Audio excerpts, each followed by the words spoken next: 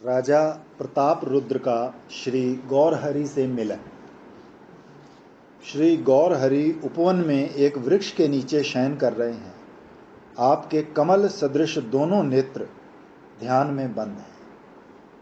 अरुण परिधान वस्त्र क्षीण कटी देश में अपूर्व शोभा दे रहा है। ध्यान मग्न श्री गौरहरि ब्रज बिहारी श्री कृष्णचंद्र की मधुर मूर्ति के दर्शन करते हुए श्रीमद् भागवत का आधा श्लोक बार बार उच्चारण कर रहे हैं, जिसका अर्थ ये है कि हे कमल नेत्र, इसीलिए परमहंस गण सर्व आनंद प्रद आपके इन युगल चरणारविंद का आश्रय लेते हैं। कीर्तन श्रांत भक्तवृंद उपवन में सब वृक्षों के नीचे एक एक दो दो करके विश्राम कर रहे हैं। सार्वभौम भट्टाचार्य तथा गोपीनाथाचार्य ये दोनों श्री गौरहरि के पास हैं। भक्तों को ध्यान रहे कि राजा प्रताप रुद्र का श्री गौरहरि से मिलने का सौभाग्य इसी शुभ मुहूर्त में उदय होगा। वो देखो, सामने से राजा प्रताप रुद्र अति दीन वैष्णव वेश में इधर आ रहे हैं। इस समय उनके साथ कोई सेवक नहीं है। राजा देखते हैं कि सब वैष्णव वृक्षों के नीचे विश्राम कर रहे हैं। ये देखकर उन सब को मन से प्रणाम करके शनय शनय आगे बढ़े। श्रीमन महाप्रभु के पास पहुंचकर आपने प्रथम श्री सार्वभौम भट्टाचार्य की चरण धूलि मस्तक पर धारण करी, फिर श्री गौरहरि की चरण सेवा करने लगे। ध्यान अवस्थित श्रीमन महाप्रभु के चरणों को राजा प्रताप रुद्र अत्यंत कोमल रीति से दबा रहे हैं। ध्यान राजा आ गया और अब उनके चरण दबाने लगा महाप्रभु के। अच्छा। क्योंकि अभी इससे पहले वो रथ यात्रा के आगे नृत्य करते करते एक बार तो वो उसकी बाहों में आ गए थे महाप्रभु, वो आ चुके हैं। ठीक है, तो अब वो वहाँ उपवन में आराम कर रहे हैं। तो वहाँ पर अब राजा प्रताप रुद्र उनसे मिलने के लिए आया है। सार्वभौम भट्टाचार्य राजा का ये साहस देखकर विचारते हैं कि हे परमेश्वर, यदि श्री गौरहरि ने आज इस भक्त राजा का तिरस्कार कर दिया तो ये भक्त राज अपने प्राणों को नहीं रखेगा। गोपीनाथ आचार्य कुछ दूर खड़े भक्त और भगवान का ये अपूर्व मिलन निहार रहे हैं। प्रेम आनंद में नेत्र बंद किए हुए श्रीमन महाप्रभु राजा को गाढ़ प्रेम आलिंगन से कृतार्थ करते हुए मधुर स्वर में श्रीमद् भागवत का जो श्लोक पुनः पुनः उच्चारण कर रहे हैं। तो उसका क्या अर्थ है कि हे राजन, भजन उपयोगी समर्थ इंद्रियां मिलने पर भी मरण धर्म अवलंबी ऐसा कौन मनुष्य है जो देवताओं द्वारा उपासनीय श्री भगवान के चरणारविंद का भजन नहीं करता। हे राजन, भजन उपयोगी समर्थ इंद्रियां मिलने पर भी मरण धर्मावलंबी ऐसा कौन मनुष्य है जो देवताओं द्वारा उपासनीय श्री भगवान के चरणारविंद का भजन नहीं करता। पर यहाँ तो लाखों मनुष्य हैं जो सब इंद्रियां मिलते हुए भजन नहीं करते। और महाप्रभु क्या कह रहे हैं कि कौन ऐसा है जो भजन नहीं करेगा। तो इसका अब आगे भावार्थ और बता रहे हैं कि ये मनुष्य देह तो क्षण भंगुर है। इस थोड़े से जीवन में जो श्री भगवान का भजन करता है उसी का जन्म सफल है। तो मैं बात करता हूँ, राजेश जी का फोन।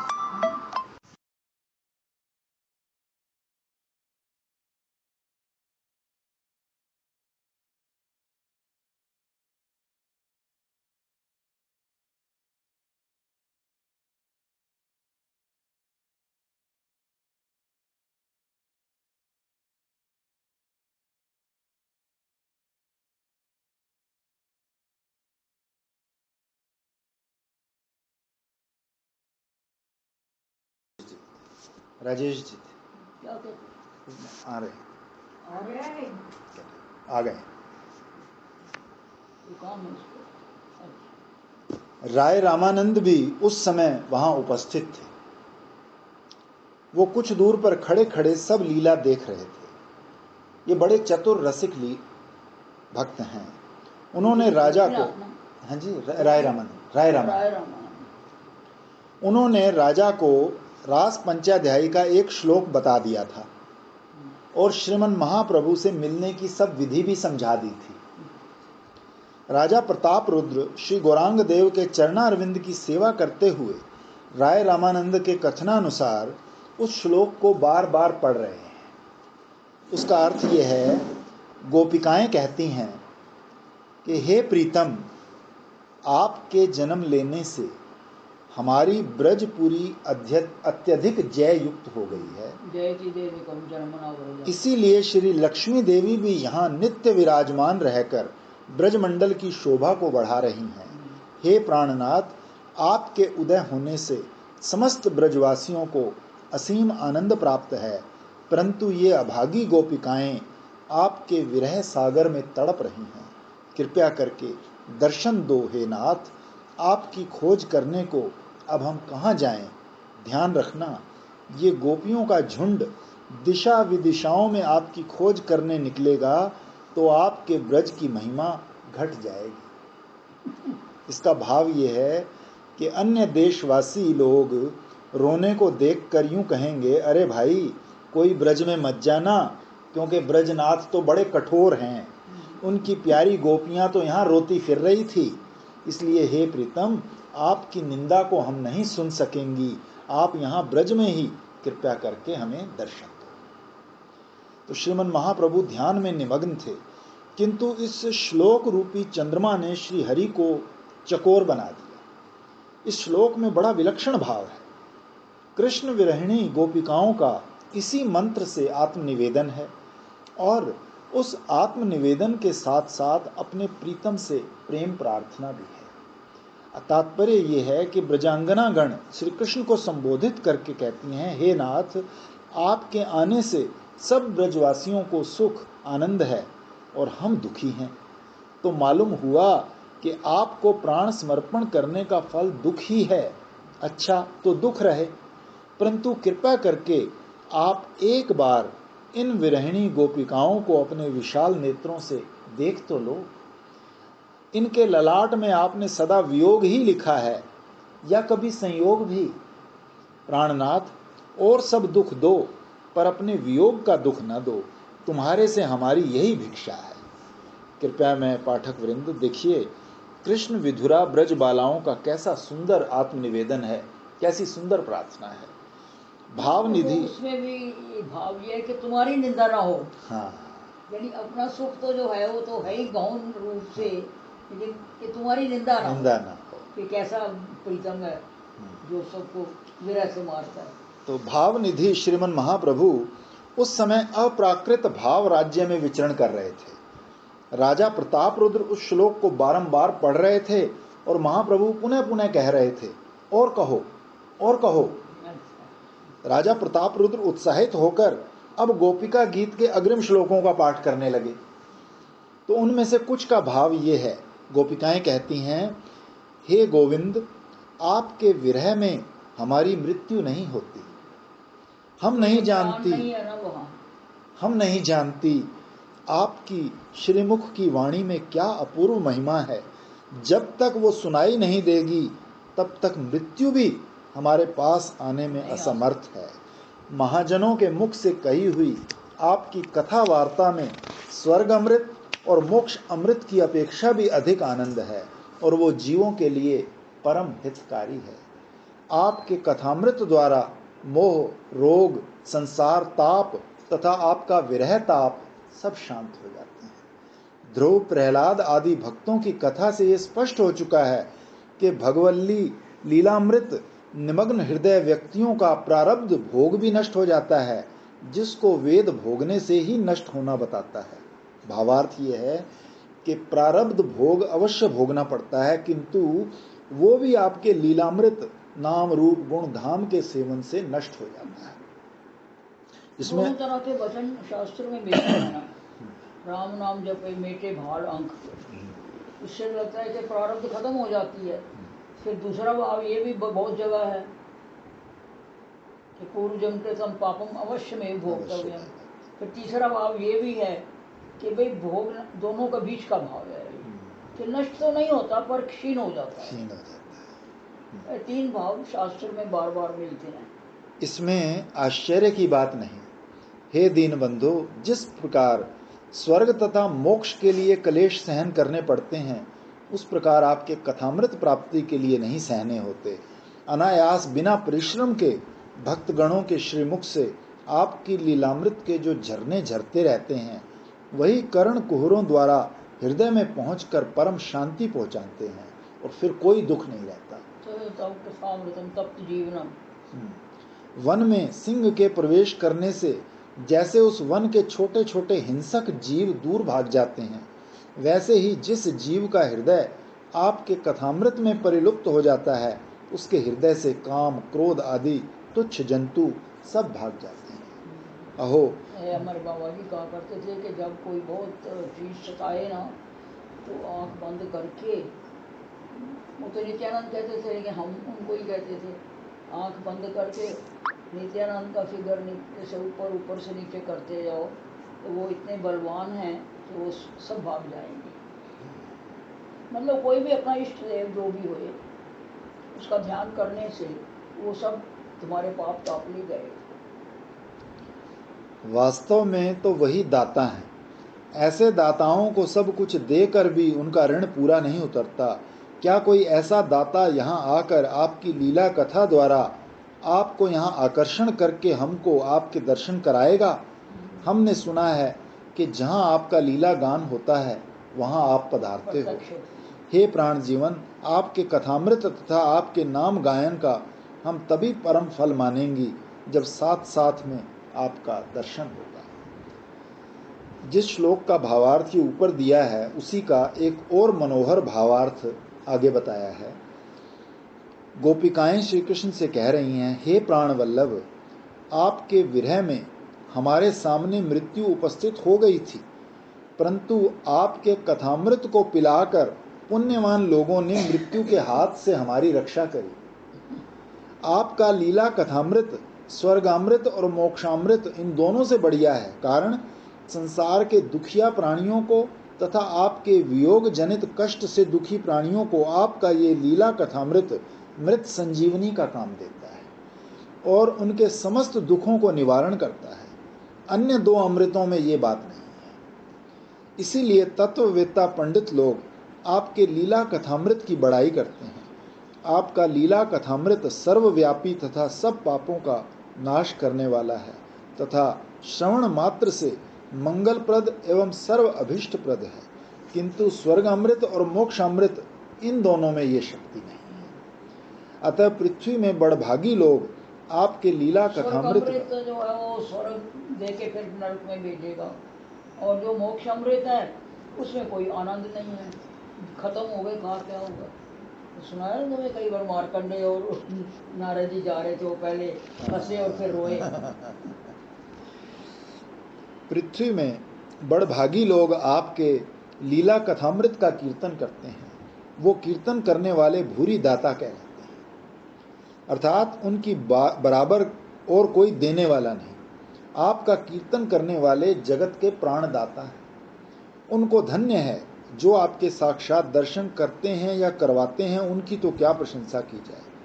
हे प्राण रमण, हम तो आपके दर्शनों की भिखारिनी हैं, आपके चरणों में प्रार्थना करती हैं, आप एक बार दर्शन देकर कृतार्थ करो। श्री गौरचंद्र अब और अधिक देर तक स्थिर नहीं रह सके।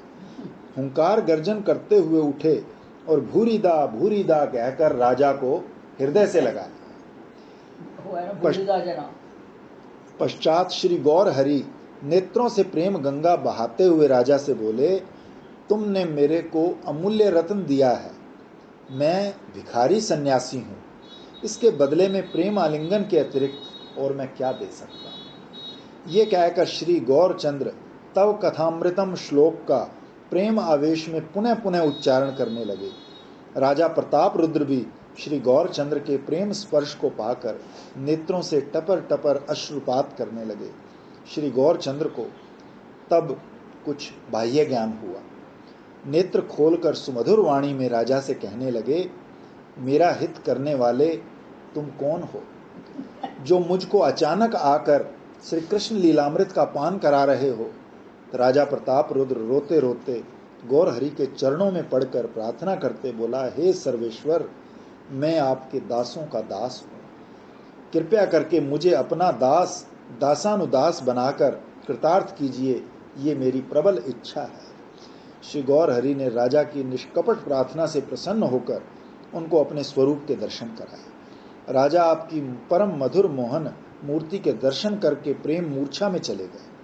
राजा को उसी अवस्था में छोड़कर श्री भगवान जगन्नाथ जी के दर्शनों को चल पड़े। गोपीनाथाचार्य समीप ही थे, तो उन्होंने राजा के पास पहुंचकर उनको सावधान किया। फिर सुमधुर वचनों में राजा को धैर्य देते हुए कहने लगे, महाराज, आपकी मनोवांछा पूर्ण हुई, भक्त की जय हुई, आज हमें परम आनंद हुआ है। श्री गौरचंद्र जगन्नाथ जी के रथ के सन्मुख पहुंच गए होंगे, आओ अब हम भी चलें। राजा प्रताप रुद्र ने ये सब बातें सुनी तो सही, परंतु प्रेम आवेग में किसी का भी उत्तर नहीं दे सके। आपका सर्वांग अश्रुपातों से अभिषिक्त हो रहा था और प्रेम आनंद में सारा शरीर थर थर कांप रहा था। कठपुतली की नाई प्रेम में निश्चेष्ट होकर राजा जैसे तैसे भक्तों को प्रणाम करके श्री गौरहरि के दर्शनों के लिए चले। आज राजा का सौभाग्य देखकर सब भक्तगण उनको धन्य धन्य कह रहे हैं। राजा प्रताप रुद्र ने दूर से ही गौरांग देव के दर्शन करके उनको 100 बार साष्टांग दंडवत प्रणाम किया। श्री गौरहरि रथारूढ़ श्री जगन्नाथ देव जी के दर्शन करके भक्तों सहित फिर बगीचे में पधारे। सब देखते हैं कि राजा प्रताप रुद्र में आज अपूर्व परिवर्तन हो गया है। राजा की चेष्टा आज दीन अति दीन जैसी भक्तों में होनी चाहिए, सो हो रही है। इससे सबको भक्त वत्सल श्री गौरहरि भगवान की राजा पर विशेष कृपा का साक्षात अनुभव हो रहा है। राजा प्रताप रुद्र के मन में आज बड़ा आनंद है, क्योंकि भगवान ने आज इनकी चिर अभिलाषा को पूर्ण किया है। राजा के आदेशानुसार श्री जगन्नाथ देव के राजभोग का आज विशेष आयोजन किया गया है। कविराज श्री कृष्णदास गोस्वामी ने अपने चैतन्य चरितामृत ग्रंथ में इसका विस्तार से वर्णन किया है। संक्षेप में भक्तों को इसी से समझ लेना चाहिए कि बलगंडी के विस्तीर्ण उपवन का आधा भाग प्रसाद से परिपूर्ण हो गया था। प्रसाद के दर्शन कर श्रीमन महाप्रभु को बड़ा संतोष हुआ और आपने साष्टांग प्रणाम कर प्रसाद की वंदना और परिक्रमा करी। श्री जगन्नाथ देव के नित्य इस प्रकार राजभोग लगता होगा, ये विचार कर श्रीमन महाप्रभु बड़े आनंदित हो रहे हैं। दोपहर का समय है। प्रसाद के साथ 5-7 भार पत्तल और दोने के आए। एक एक भक्त के आगे एक एक पत्तल और 10-10 दोने परोसे गए। भक्त वृंद को कीर्तन में श्रांत हुआ देखकर भक्त वत्सल श्री गौर भगवान स्वयं भक्तों के लिए प्रसाद वितरण करने लगे। परंतु जब तक इनके प्राणनाथ श्री गौरांग देव प्रसाद नहीं पाएंगे, तब तक कोई प्रसाद ग्रहण नहीं करेगा। ये विचार कर श्री स्वरूप गोस्वामी ने श्री भगवान से प्रसाद पाने की प्रार्थना की। श्री गौरचंद्र भक्त मंडली सहित प्रसाद पाने विराजे। हरिध्वनि के साथ प्रसाद पाना आरंभ हुआ। कृष्ण कथा रस रंग में श्री हरि ने भक्तों को आकंठ पूर्ण प्रसाद भोजन कराकर भोजन महामहोत्सव लीला को पूर्ण किया। राजा प्रताप रुद्र ने उस दिन प्रसाद का इतना बृहत आयोजन किया था, जो सब भक्तों के पान लेने के बाद भी सहस्रों मनुष्यों के पाने योग्य शेष रह गया। श्री गौरहरि की आज्ञा से गोविंद दास ने उस अवशिष्ट महाप्रसाद को दीनहीन कंगालों में बांट दिया।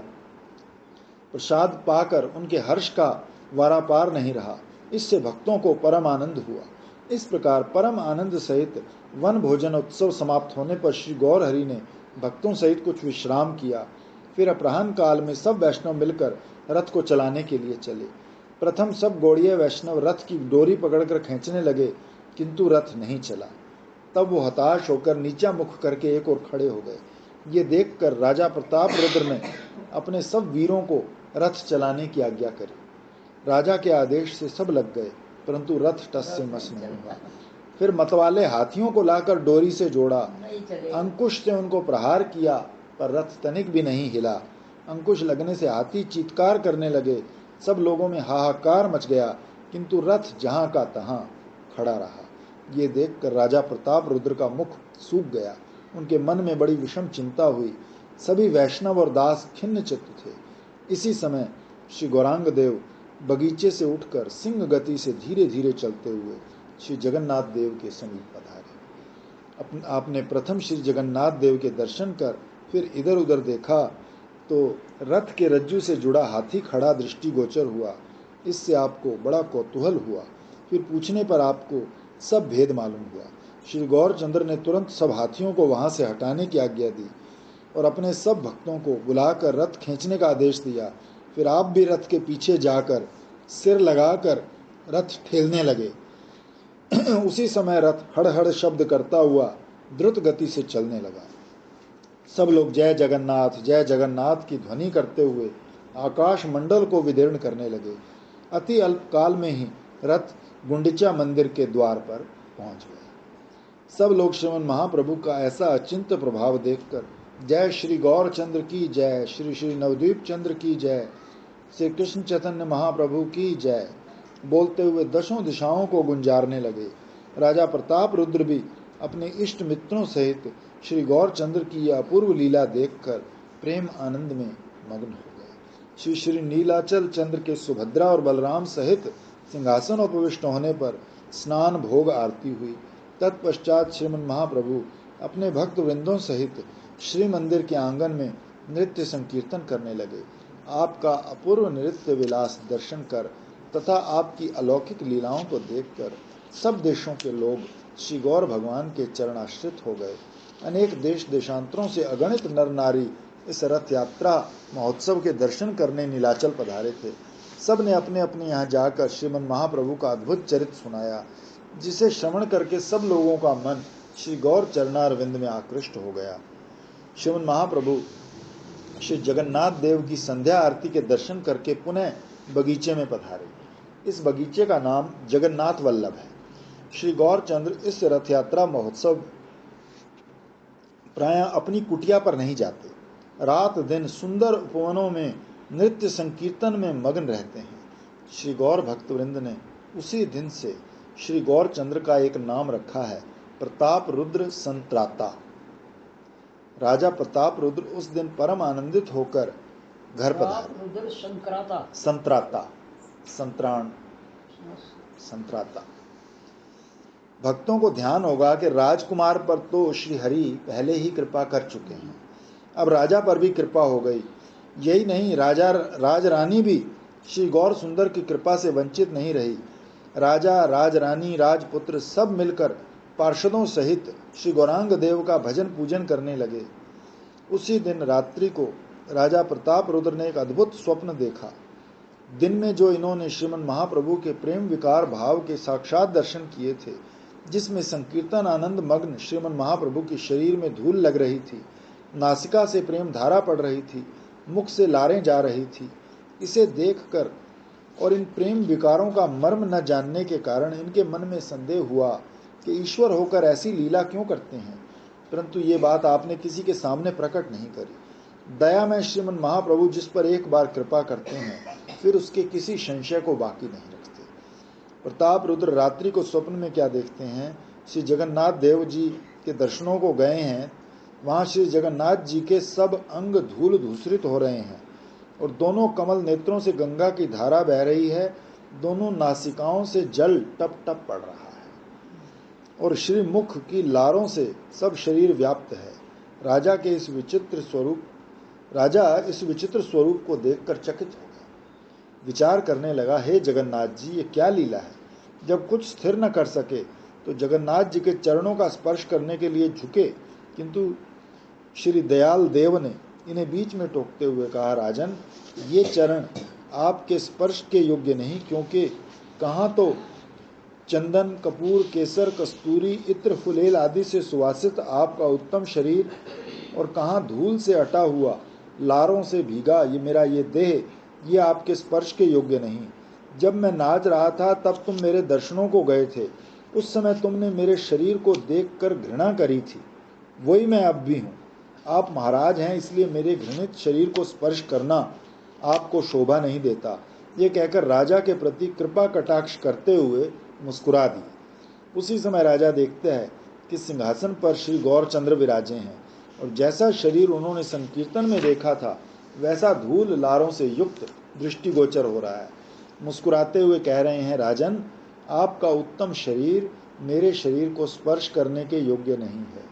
राजा ये अद्भुत स्वप्न देखते ही आंखें खोल गई। रोते रोते शैया पर उठ बैठा। श्री गौरांग महाप्रभु के दर्शनों के लिए व्याकुल हो गया। राजा प्रताप रुद्र अपने को महान पराक्रमी समझता था और अब अपने को अपराधी समझकर आत्मग्लानि से जर्जरित हो रहा है और उच्च स्वर से क्रंदन करते हुए कह रहा है, हाय मैं महापापी दुराचारी हूँ, जो श्री गौर हरि की महिमा को देखकर भी उनको नहीं जाना और ये नहीं समझा कि परमेश्वर ने अपने भक्तों को प्रेम पाठ सिखाने के लिए ही ये अवतार लिया है। राजा प्रताप रुद्र की प्रधान पटरानी चंद्रकला की भी इनकी अकस्मात क्रंदन सुनकर निद्रा भंग हो गई।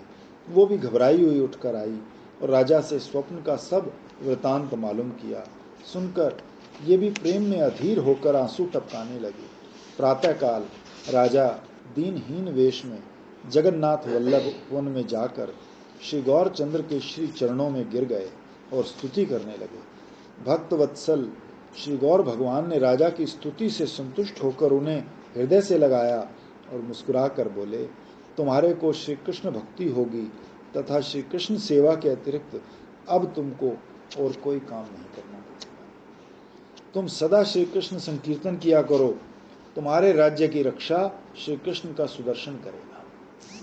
ये कहकर श्री गौर हरि ने राजा प्रताप रुद्र को एकांत में आने का संकेत किया। यहाँ अखिल ब्रह्मांड अधिपति श्री गौर भगवान ने राजा को अपने अपूर्व तेजों में षड्भुज रूप के दर्शन कराए, जिस रूप को देखकर राजा अनिर्वचनीय प्रेमानंद सागर में निमग्न हो गए। फिर क्षण काल में श्री गौर हरि ने अपने ऐश्वर्य को संवरण कर मुस्कुराते हुए कहा, राजन मुझको कहीं तुम प्रकट मत करना, जो तुमने कहीं मेरे को प्रकट किया तो मैं नीलाचल छोड़कर चला जाऊंगा। भक्तों को ध्यान होगा कि श्री गौर भगवान ने भक्त चूड़ामणि राय रामानंद और श्री सार्वभौम भट्टाचार्य को भी अपने इस षड्भुज रूप का दर्शन कराया है और उनको भी अपने प्रकट करने का निषेध किया है। बात भी ठीक है, नटराज का नाट्य पर्दे के भीतर ही ठीक होता है। प्रच्छन्न अवतार श्री गौर हरि ने राजा को एक उक्त आदेश देकर अपने गले की प्रसादी माला राजा के गले में पहरा। उपस्थित भक्तवृंद श्री गौर हरि की परम कृपा देखकर हरि ध्वनि करने लगे। राजा प्रताप रुद्र अति दीनहीन भाव से पुनः पुनः श्री गौर हरि को साष्टांग प्रणाम करके रोते रोते प्रभु से विदा ग्रहण करके घर पधारे। पूज्यपाद कविराज गोस्वामी का कथन है कि जो सज्जन राजा प्रताप रुद्र की इस उद्धार लीला को श्रद्धापूर्वक पठन और श्रवण करेंगे, उनको शीघ्र ही श्री चैतन्य चरणारविंद की प्राप्ति होगी।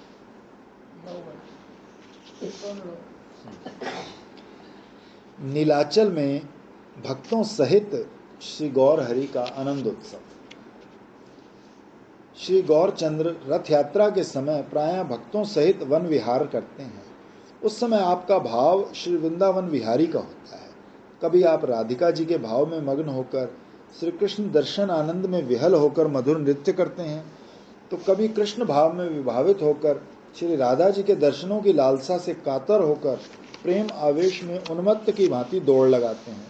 श्री गौरचंद्र भावना करते हैं, श्री वृंदावन में मेरे प्राण वल्लभ श्री राधा और सखियों सहित आनंद विहार कर रहे हैं। रसिक शेखर श्री कृष्णचंद्र और रस रूपा श्री किशोरी जी दोनों के भाव में आप रात्रि दिन निमग्न रहते हैं। ये नायक नायिका की लीला सामान्य जीवों का पाठ नहीं है। जो जिह्वा के सच्चे और लंगोट के पक्के होते हैं, वही इस सच्चे संत इस लीला के अधिकारी हैं। श्री गौरचंद्र के नृत्य को महानुभावों ने गोपिका नृत्य के तुल्य बताया है। आपके नृत्य में क्षण क्षण में भावों का परिवर्तन होता था तथा नृत्य समय में आपको तथा आपके भक्तों को ठीक रास लीला का अनुभव होता था। कविराज कृष्णदास गोस्वामी का कथन है कि श्री कृष्ण को प्रेम बाहर से विषैली अग्नि किंतु भीतर से अमृत का समुद्र है। इस प्रेमामृत का आस्वादन तपाए हुए गन्ने को चूसने के समान है। ये प्रेमामृत जिसके मन में उदय होता है, वही पुण्य आत्मा जीव इसके प्रभाव को जानता है। इस प्रेम अमृत में विष और अमृत दोनों एक ही स्थान में रहते हैं। भावार्थ, प्रेम में नृत्य करते करते गिर जाना, मूर्छा हो जाना, शरीर में आघात पहुंचना, ये बाहर की विष ज्वाला है, परंतु इस प्रेमी के हृदय में महाप्रभु की तो हड्डियां लंबी हो जाती थी, फिर कभी छोटी हो जाती थी, कुरुम बन जाते थे। अब ये आएगा।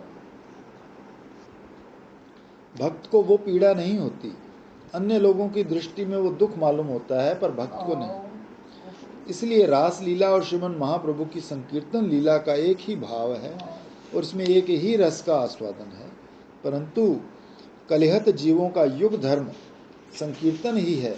मधुर नृत्य उत्सव इस धर्म का प्रधान अंग है। ये संकीर्तन यज्ञ सर्व विघ्न विनाशक है, इसकी सदा जय हो जय हो। श्री गौरचंद्र प्रातःकाल स्नान करके श्री जगन्नाथ जी के दर्शन करते हैं, फिर समस्त दिन बगीचे में भक्तों सहित नृत्य कीर्तन में मग्न रहते हैं। संध्या काल में पुनः आरती के दर्शन करते हैं और मंदिर में मधुर नृत्य संकीर्तन करके फिर बगीचे में पधारते हैं। प्रातःकाल सायंकाल मंदिर में अपूर्व नृत्य विलास लीला रंग होता है, जिसमें श्री गौर हरि स्वयं तो नाचते हैं, भक्तों को भी खूब नचाते हैं। कभी कभी श्री अद्वैत प्रभु को नचाते हैं, कभी श्री नित्यानंद प्रभु को भी, कभी हरिदास जी को, कभी अच्युतानंद, कभी वक्रेश्वर पंडित। इस बार तो जब महाप्रभु का उत्सव था, दीदी भी खूब नाचे थे ना। हाँ, आवेश आ जाता है। हाँ, नहीं तो दीदी नहीं करते ना। खास करके जब ये देखो, ये तो मैं बड़ी दिन तो हैरान मुझे याद नहीं है, लेकिन ये एकादशी के दिन मैं सारा वक्त कभी उधर देखूं कभी इधर देखूं, मुझे लगे कि महाप्रभु आके नाच रहे हैं, जैसे मूर्ति हिलती थी। मेरे को आगे कभी हुआ नहीं ऐसा, तो मैं देखूं कि मूर्ति हिल रही है, दिख तो रही नहीं, तो ऐसा होता है कभी, इस भाव की बात है। बहुत अच्छा। मैंने कहा दीदी को अवेश आ गया, दीदी तो फुल अपने में नहीं है आज। देखो उसकी कृपा के बिना तो हम यहाँ कैसे पहुँच गए। हमारे गुरुजी भी बहुत मानते थे चैतन्य महाप्रभु को, और सबको सबसे पहले चैतन्य चरतावली पढ़ने को देते थे। चैतन्य चरतामृत नहीं, चरतावली ब्रह्मदत्त ब्रह्मचारी की, सबको वो किताब देते थे पहले कि ये पढ़ो, तब तुम्हें पता लगेगा भगवत प्रेम क्या होता है। हम भी वही पढ़ी थी पहले, वो हम पढ़ के ही यहाँ आए थे। इंद्रद्युम्न सरोवर बगीचे से मिला हुआ है। ये स्वच्छ जल से परिपूर्ण बड़ा प्राचीन सरोवर है। एक दिन श्रीमन महाप्रभु अपने 400 भक्तों को साथ लेकर इस सरोवर में जल केली करने के लिए पधारे। श्री गौरचंद्र उस समय श्री वृंदावन भाव में विभावित थे। भक्तों को भी उसी भाव में विभावित करके आपने जल क्रीड़ा आरंभ की। श्री यमुना जी में ब्रज गोपियों को संग लेकर श्री कृष्ण चंद्र ने जिस प्रकार जल विहार किया था, भावानुमत्त श्री गौरचंद्र ने भी वहां वैसा ही किया। सबसे पहले श्री गौरचंद्र ने छलांग लगाई, फिर तो सैकड़ों भक्त कूद पड़े। उनमें अद्वैत प्रभु, नित्यानंद प्रभु, श्रीपाद परमानंद पुरी गोस्वामी, ब्रह्मानंद भारती, स्वरूप दामोदर, सार्वभौम भट्टाचार्य, नरहरि गदाधर दामोदर, श्रीवास पंडित, जगदानंद, मुकुंद, मुरारी गुप्त, ये सब भक्तजन थे।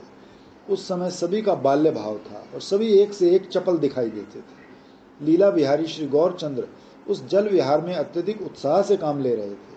आप स्वयं सब भक्तों के शरीर पर और विशेषकर नेत्रों पर जल के छींटे दे रहे थे। भक्तवृंद भी आपको घेर कर आपके सर्वांग पर जल उलीच रहे थे। भक्त और भगवान की खूब होड़ लगी हुई थी।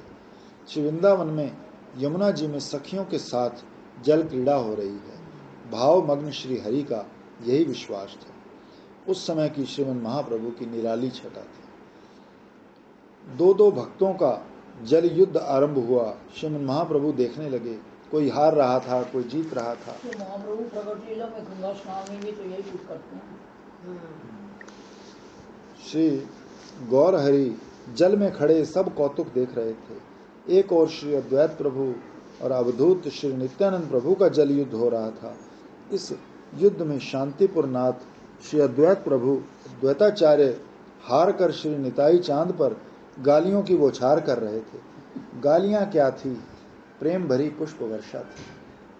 दूसरी ओर स्वरूप दामोदर तथा पुंडरिक विद्यानिधि में घोर जल युद्ध हो रहा था। मुरारी गुप्त तथा वासुदेव दत्त में भी खूब होड़ लगी थी। श्रीवास पंडित तथा गदाधर पंडित लगे हुए थे। वक्रेश्वर पंडित और राघव पंडित का जल युद्ध भी दर्शनीय था। परंतु श्रीमन महाप्रभु को सबसे अधिक आनंद राय रामानंद और सार्वभौम भट्टाचार्य के जल युद्ध में आ रहा था। दोनों ही अपने अपने मान, मर्यादा, ऐश्वर्य और गांधीर्य को भूलकर बच्चे बने हुए थे। श्री गौर हरि इनका कौतुक देख देख कर मधुर मधुर मुस्कुरा रहे थे।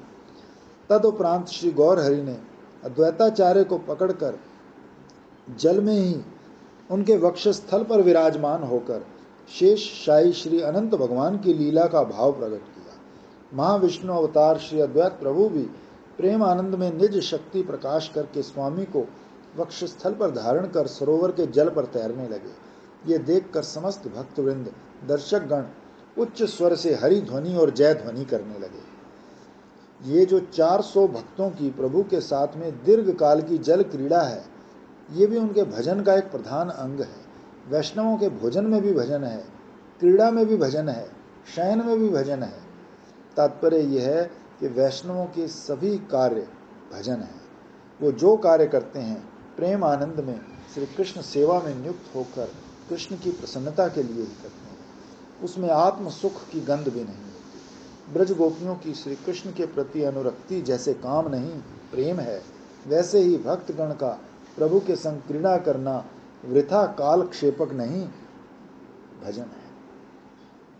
श्री चैतन्य महाप्रभु का यह जल विहार कई दिन तक नित्य होता रहा, परंतु इस प्रेममयी क्रीड़ा का आनंद बड़भागी लोगों ने ही लिया, क्योंकि अल्प भाग्य वालों को श्री चैतन्य देव का संग नहीं मिलता। श्री चैतन्य गोसाई तो केवल भक्ति के वश में है। विद्या, तपस्या, कुल भक्ति बिना केवल दुख के हेतु हैं। इसका यहाँ साक्षात प्रमाण विद्यमान है। नीलाचल में बड़े बड़े नामधारी पंडित, ज्ञानी, वेदांती, मायावादी सन्यासी थे, परंतु भक्ति के बिना सभी इस प्रेममयी क्रीड़ा के दर्शनों से वंचित रहे और उल्टा ये कहते सुने गए कि चैतन्य ने वेदांत का पाठ छोड़कर कीर्तन में अच्छी उछल कूद ली। आसन, प्राणायाम, ध्यान, धारणा, समाधि ये सन्यासी का धर्म है या नाचना, गाना, रोना, पीटना? पर नाथानंद ने इसीलिए तो बुलाई थी ना सभा बनारस में, पूजा दिखाने के लिए, और निमंत्रण भी नहीं भेजा, लेने भी नहीं कोई गया। महाप्रभु आके जूते जहाँ पड़े थे वहाँ बैठ गए। फिर हीरा तो हीरा ही है। जब उनके माथे से किरणें निकल के प्रकाशनाथ के माथे में गई तो ये क्या हो रहा है। आसन से उठ के आके महाप्रभु ने कहा मैं तो पतित सन्यासी हूँ, मैं वहाँ जाने लायक नहीं। कहते अब आपको छुपाओ मत, चलो। श्रीमन महाप्रभु के प्रकट काल में जब ऐसे ऐसे लोग विद्यमान थे तो आजकल का तो कहना ही क्या। इसीलिए महानुभावों ने लिखा है कि बड़े भाग्य से जीव की श्री चरण गौर चरणारविंद में रतिमती होती है। अल्प भाग्य वाले तो अपने अहंकार के चक्कर में ही घूमते रहते। श्री चैतन्य सृष्टि का पंथ ही निराला है। यहाँ तो विद्या अभिमान, पांडित्य अभिमान, जाति कुल का अभिमान, ज्ञान अभिमान आदि से लेकर सब अभिमानों को छोड़कर तनादपि सुनी चैन, किसी चीज का भी जब तक अभिमान रहेगा तब तक भगवान की भक्ति उत्पन्न नहीं हो। चाहे रूप का हो, चाहे पैसे का हो, चाहे स्टेटस का हो, चाहे ज्ञान का हो, चाहे दान का हो, किसी तरह का। तब कहीं जाकर श्री गौर भक्त वृंद में नाम लिखा जाता है। भक्त होना तो अभी बहुत दूर है। नीलाचल में रथ यात्रा के उपलक्ष्य में इस वर्ष जैसा महोत्सव हुआ ऐसा पहले कभी नहीं हुआ था। न ही लोगों की कभी इतनी भीड़ एकत्रित हुई थी। जल विहार के अंत में नित्य ही उपवन भोजन होता था। जिस प्रकार नंद नंदन ब्रज बिहारी श्री कृष्णचंद्र यमुना क्रीड़ा करके यमुना के तट पर बैठकर बाल गोपालों सहित छाक छकते थे, उसी प्रकार श्री गौरांग देव का ये भोजन विलास लीला रंग था। भुवन मोहन श्री गौरांग सुंदर की दिव्य अनुपम रूप छटा के दर्शन कर उपवन के सब वृक्ष गुल्मलता हर्षोल्लास से कुसुमित और प्रफुल्लित हो गए। शीतल मंद सुगंध वायु चलने लगी। भ्रमर कोकिला सुमधुर प्रेम का गान करने लगे। क्रमशः श्री गौर सुंदर के प्रिय भक्त गायक शिरोमणि मुकुंद तथा वासुदेव दत्त ने भी सुमधुर कंठ से प्रेम का राग आलापा। कुछ क्षण में ही प्रेम की तरंगें उठने लगी। उन अपूर्व ब्रज रसमय गीतों को सुनकर प्रेम अवतार श्री गौरांग करतार अंग भंगी करके मधुर नृत्य करने लगे। उस समय आपका स्वरूप ऐसा मालूम होता था मानो कोई कृष्ण विरहिणी 14 वर्ष की ब्रजबाला। श्री गौर सुंदर को प्रेम नृत्य करते करते कभी थकावट नहीं होती थी। कभी कभी आप वक्रेश्वर पंडित में अपनी शक्ति का संचार करके उनको नृत्य की आज्ञा करते और स्वरूप आदि को लेकर आप स्वयं गाने लगते। जिस समय आप सबका प्रेम गायन आरंभ होता उस समय वहां प्रेम गंगा बहने लगती। उसमें स्नान कर श्रोतागण को देह गेह का कुछ अनुसंधान नहीं रहता था। 9 दिन तक श्री नीलाचल के उपवनों में भक्तों सहित श्री गौरचंद्र इसी प्रकार वन विहार लीला रंग करते रहे। अब होरा पंचमी का उत्सव आ गया। श्री पुरुषोत्तम क्षेत्र में इस पंचमी को श्री लक्ष्मी देवी रथ में विराजे हुए श्री श्री जगन्नाथ जी के दर्शनों को जाती हैं। इसी से इसका नाम होरा पंचमी है। महाराज गजपति प्रताप रुद्र अपने पुरोहित श्री काशी मिश्र ठाकुर को बुलाकर कहने लगे, कल होरा पंचमी है, ऐसा उत्सव करो जिसमें श्रीमन महाप्रभु प्रसन्न हो जाए। जो कुछ सामग्री हमारे भंडारे में है वो सब उत्सव में लगा सकते हो। और सुनो, ध्वजा पताका छत्र चंवर घंटा और अन्य अन्य बाजे अन्य वर्षों से अधिक होने चाहिए और ऐसा उत्सव हो जो पहले कभी ना हुआ। पर ध्यान रहे श्री गौरचंद्र अपने भक्तों सहित सुखपूर्वक दर्शन कर पाए। इतने आग्रह के साथ होरा पंचमी के महोत्सव की आज्ञा करना ही राजा प्रताप रुद्र का श्री गौरांग चरणारविंद में पूर्ण प्रीति का परिचायक है। बड़ी धूमधाम से उत्सव प्रारंभ हुआ। राजा प्रताप रुद्र के कथन अनुसार श्री काशी मिश्र ने श्रीमन महाप्रभु को भक्तों सहित महोत्सव के दर्शन के लिए एक अति उत्तम स्थान पर विराजमान किया। स्वरूप दामोदर गोस्वामी श्रीमन महाप्रभु के अंतरंग भक्त हैं। वृंदावन रस तत्व जो कुछ ये जानते हैं और मनुष्य उसका कण मात्र भी नहीं जानते। आज इस महोत्सव में श्री हरि स्वरूप गोस्वामी से प्रश्न करते हैं, स्वरूप, यद्यपि श्री जगन्नाथ जी द्वारका में विहार करते हैं और अपनी परम उदारता प्रकट करते हैं, तथापि 1 वर्ष में एक बार श्री वृंदावन देखने की आपको उत्कंठा हो जाती है। ये उपवन श्री वृंदावन के ही समान है। इसी को देखने के लिए रथ यात्रा का छल करके श्री जगन्नाथ जी नीलाचल से यहाँ सुंदराचल पधारते हैं और अनेक उपवनों में यहाँ रात दिन विहार करते हैं। फिर लक्ष्मी जी को संग क्यों नहीं ले जाते, इसका क्या कारण है? श्री गौर हरि के अंतरंग भक्त स्वरूप गोस्वामी बड़े रसज्ञ हैं। श्रीमन महाप्रभु के मन का भाव जानकर कहने लगे, भगवान, इसका कारण ये है कि श्री वृंदावन की क्रीड़ा में श्री लक्ष्मी जी का अधिकार नहीं है। वृंदावन की लीला में गोपीगण ही श्री कृष्णचंद्र के साथ रहती हैं और वे ही श्री कृष्णचंद्र का मन हरने में समर्थ हैं। अन्य किसी नारी में ये दम नहीं। ये सुनकर महाप्रभु ने कहा, हाँ हाँ स्वरूप, ये तो ठीक है, पर गोपिकाओं के संग श्री वृंदावन विहारी जो वृंदावन में लीला करते हैं वो सब छिपी हुई होती है। फिर लक्ष्मी जी श्री कृष्णचंद्र पर इतना रोष क्यों करती हैं? ध्यान रहे, इस होरा पंचमी में लक्ष्मी जी का रोष प्रकट दिखाई देता है। तो गौर सुंदर के प्रश्न का उत्तर देते हुए स्वरूप दामोदर कहते हैं, भगवान, प्रेमवती नारी का स्वभाव ही है, वो जब कभी उसके प्राण वल्लभ उससे उदासीन हो जाते हैं तो उसके मन में बड़ा क्रोध और अभिमान होता है।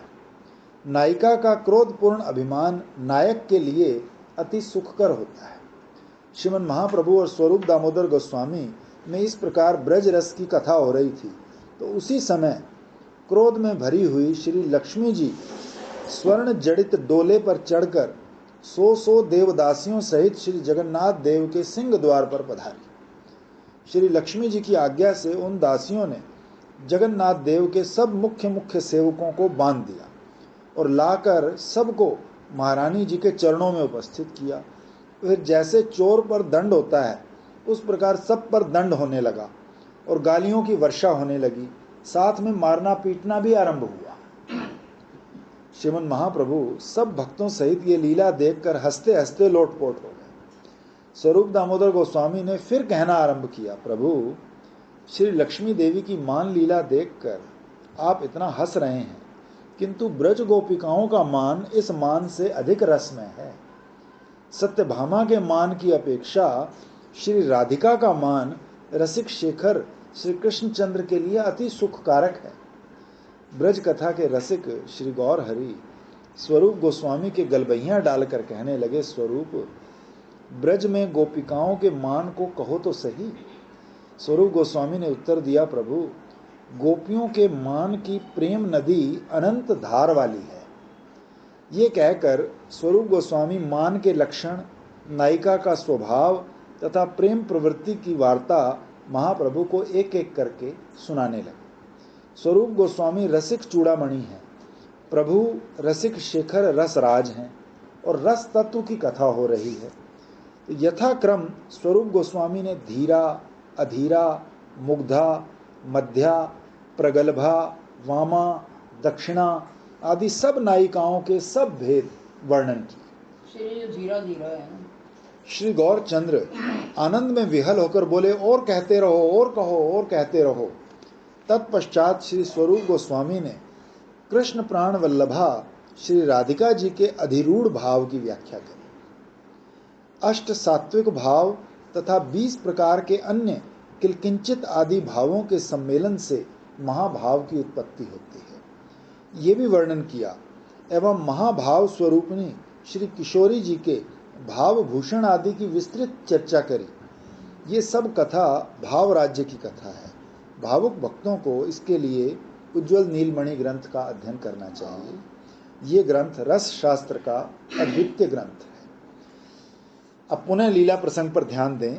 श्री लक्ष्मी जी के भय से श्री श्री जगन्नाथ देव के सेवक महारानी जी के आगे हाथ जोड़कर कांपते हुए बोले, कल हम जगन्नाथ जी को यहाँ आपके पास ला देंगे। श्रीवास पंडित गृहस्थी वैष्णव हैं। श्री लक्ष्मी जी में इनकी अचल भक्ति है। नारद अवतार श्रीवास पंडित लक्ष्मी जी का अपूर्व ऐश्वर्य देखकर हंसते हुए स्वरूप दामोदर से बोले, कहो, हमारी लक्ष्मी जी का ऐश्वर्य देखा? तुम्हारी ब्रज गोपिकाएं तो छाछ बेचकर गुजारा करती हैं और हमारी ठकुरानी रतन सिंहासन पर विराजती हैं। श्रीवास पंडित का ऐश्वर्य भाव है और स्वरूप दामोदर गोस्वामी का ब्रज का शुद्ध मधुर भाव है। श्री गौरचंद्र हंसकर कहने लगे, श्रीवास, तुम नारद अवतार हो, इसीलिए ऐश्वर्य को देखकर संतुष्ट होते थे। स्वरूप दामोदर शुद्ध ब्रजवासी है, अतः ये ऐश्वर्य को नहीं मानते। ये शुद्ध प्रेम के उपासक हैं, ब्रज रस के अनन्य उपासक। भगवान होगा तुम्हारे लिए। हाँ। हमारा तो रोज मूड मारता है। तो ब्रज रस के अनन्य उपासक श्री स्वरूप दामोदर गोस्वामी प्रभु को अपने पक्ष में देखकर श्रीवास को ललकारते हुए बोले, श्रीवास, सावधान होकर सुनो। तुमने श्री वृंदावन की संपदा नहीं जानी। श्री वृंदावन में स्वाभाविक ही जो संपदा का समुद्र उमड़ता है, उसके आगे श्री द्वारिका और वैकुंठ की संपदा तो एक बिंदु मात्र है। परम पुरुषोत्तम स्वयं भगवान श्री कृष्ण चंद्र जहाँ धनी है, वो श्री वृंदावन धाम है।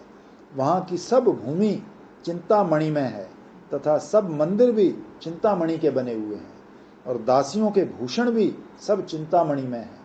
वहाँ के सब वृक्ष कल्प वृक्ष हैं, सब गौएं कामधेनु हैं। श्री वृंदावन में स्वाभाविक बोलना दिव्य गीत है। वहाँ स्वाभाविक चलना नृत्य है। वहाँ का जल अमृत है एवं चिदानंद ज्योति मधुर मूर्ति श्री श्याम सुंदर के रसिक भक्त ही वहाँ निवास करते हैं। स्वरूप गोस्वामी के मुख से अभी उत्पाती नहीं है। खाली रसिक भक्ति आते हैं, मैंने कहा उत्पाती नहीं। अब सब आते हैं। अब राधा रानी ज्यादा उदार हो गई हैं, अब सबको बुलाती हैं।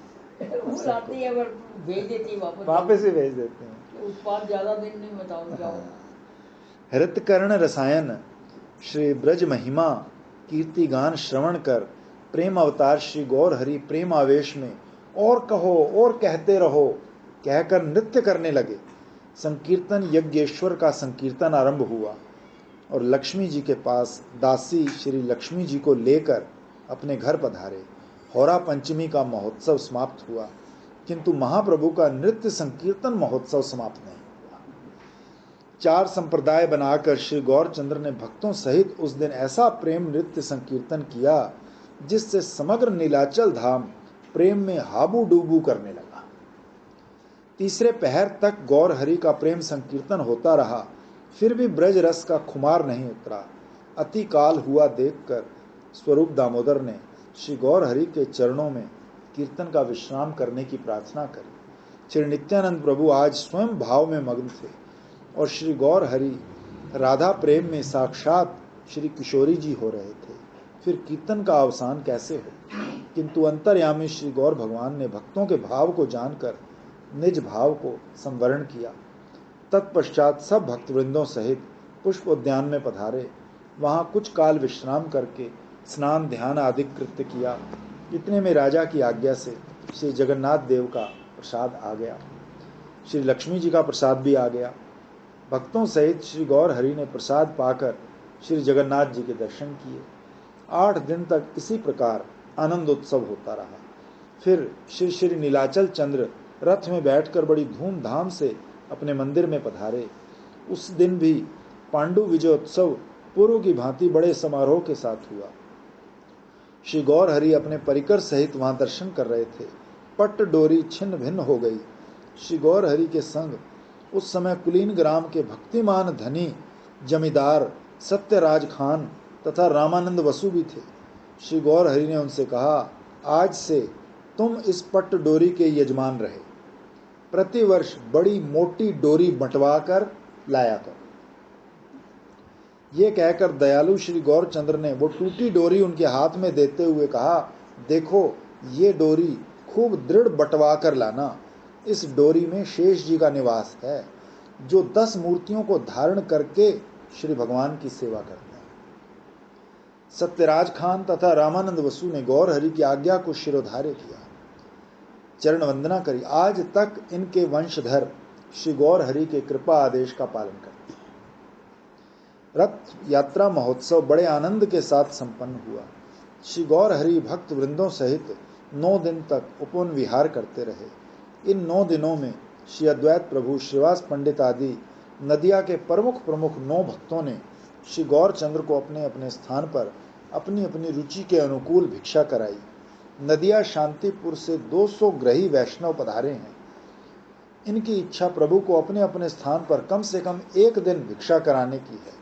श्री गौर हरि को संग लिए ही इन सब ने 4 मास के लिए संसार सुख, स्त्री पुत्र आदि के मोह का त्याग किया है। श्री गौर हरि के संग सुख आनंद में ये सब देह गेह भूले हुए हैं, कारण कि इनके तो प्राण बंधु कुल देवता श्रीमन महाप्रभु हैं। 4 मास में 1 दिन भिक्षा को ठीक बंटवारे में न आते देखकर 2 3 भक्तों ने मिलकर 1 दिन में श्री गौर हरि को भिक्षा कराई। भिक्षा की ये परिपाटी नदिया शांति के भक्तों से नीलाचलवासी भक्तों ने भी सीख ली। वो भी इस क्रम से गौर हरि को भिक्षा कराने लगे। भक्त वांछा कल्प तरु श्री गौर भगवान भी अपने विश्वंभर नाम को सार्थक करते हुए भक्तों के दिए पदार्थों को पाकर भक्तों के चिर मनोरथ को पूर्ण करने लगे। रथ यात्रा महोत्सव समाप्त होने पर गौर हरि ने सब भक्तों से कहा, अब तुम सब अपने अपने घर जाओ। तुम सब स्त्री पुत्र आदि वाले गृहस्थी हो, गृहस्थी को अनेक काम लगे रहते हैं। तुम सब को देखकर मैं बहुत सुखी हूँ। तुम सब घर जाकर श्री कृष्णचंद्र की सेवा करो, कृष्ण नाम संकीर्तन करो, इसी में मेरा पूर्ण परितोष है। सब भक्तों की ओर से अद्वैत प्रभु ने प्रार्थना करी कि भगवान, आपको छोड़कर हमारा मन घर जाने को नहीं करता। हम सब लोग यहाँ 4 मास तक रहेंगे। आपके कृपा कटाक्ष से हमारे घर परिवार में कोई कष्ट नहीं हो सकता। आप हमको छोड़कर नीलाचल आ गए हो, वहाँ आपके वियोग में हमारे प्राण तड़पते हैं। अब कुछ दिन चरणों के दर्शन करके शीतल होने दो। हे नाथ, प्राय हम सब के साथ में गृहिणी भी आई हैं, उन सब के हाथ की आपको भिक्षा पवाने से हम सब पवित्र हो जाएंगे। श्री गौरचंद्र नीचा मुख किए सब सुनते रहे, कुछ नहीं बोले। भक्तों के आगे भगवान को हारना पड़ा। 4 मास का भक्तों का रहना स्वीकार हो गया। अब श्री भगवान की एक एक दिन की भिक्षा का आरंभ हुआ। जो भक्त महाप्रभु का निमंत्रण करता, उसके यहाँ उस दिन और सब भक्तों का भी निमंत्रण होता था।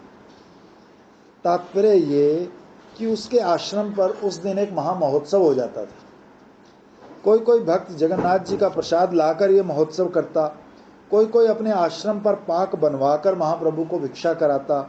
इसी को कहते हैं वैष्णवों के भोजन में भी भजन है। वैष्णवों का कोई भी कार्य भजन शून्य नहीं होता। एक दिन महाप्रभु हरिदास को दर्शन देकर अपनी कुटी पर आकर हरि संकीर्तन कर रहे थे। उसी समय अद्वैत प्रभु कई नदियावासी भक्तों को संग लिए पूजा की सामग्री लेकर उपस्थित हुए। श्री गौरचंद्र ये सब लीला देखकर हंसने लगे तो शांतिपुर नाथ ने नवद्वीप चंद्र को यथाविधि पाद्य अर्घ्य देकर श्रीअंग में चंदन का लेपन किया। फिर कंठ में चमेली का कंठा पहनाकर मस्तक पर तुलसी मंजरी चढ़ाई और अंत में चरण वंदना करके दोनों हाथ जोड़कर स्तुति कर